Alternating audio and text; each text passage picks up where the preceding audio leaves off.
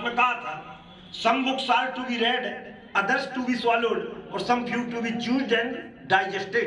यानी कुछ किताबें केवल पढ़ने के लिए होती हैं, कुछ मनन करने के लिए, लेकिन कुछ डाइजेस्ट करने के लिए।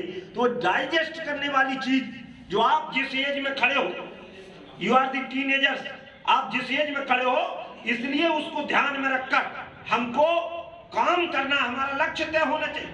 एक कहावत चलती है अंग्रेजी में, वो भी बेकन साहब की है, वो लैटिन में बोली उन्होंने। लैटिन में कहा अब्यूडेंट स्टूडिया इन वोर्ड्स, जिसको हिंदी में, इंग्लिश में जिसका ट्रांसफर हो सकता है स्टडी पासेस इनटू कैरेक्टर।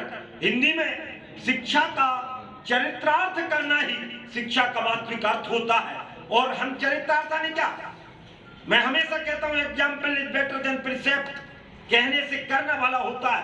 हम जो कह के दिखा रहे हैं, आज हम जहां पर भी हैं, आपने सेना का काम करने के बाद, राष्ट्र सेवा करने के बाद समाज सेवा का कदम कहां से उठाया? वही समाज की जो पीड़ा आज हमको दिख रही, आपकी पीड़ा हमको दिखाई दे रही, और ये पीड़ा सहज पीड़ा नहीं थी। एक व्यक्ति भी यदि पीड़ित रहता है और उस दर्द को लेकर यदि काम करता है, तो ऐसे हॉस्टल का निर्माण अपने आप हो जाता है।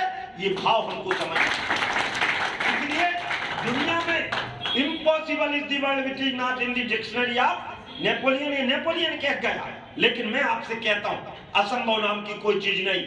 लक्ष्य तय करो, आज ही तय करो और चल पड़ो। और क्योंकि मंजिलें बड़ी जिद्दी होती, हासिल कहां नसीब से होती हैं। तूफान भी वहां हार जाते हैं जहां कश्तियां अपनी जिद पर होती हैं। भरोसा ईश्वर पर है, भरोसा ईश्वर पर है तो नसीब का लिखा पाओगे, लेकिन भरोसा यदि खुद पर है तो ईश्वर वही लिखेगा जो तुम चाहोगे। आज तुमने चाह लिया है कि मुझे यूपीएससी क्लियर करना, आज मुझे आपने चाह लिया मुझे आईपीएस क्लियर करना, आज मुझे आपने चाहा मुझे डॉक्टर बनना, इंजीनियर बनना, मास्टर बनना, किसान बनना, जो भी बनना, काम ईमानदारी से करो।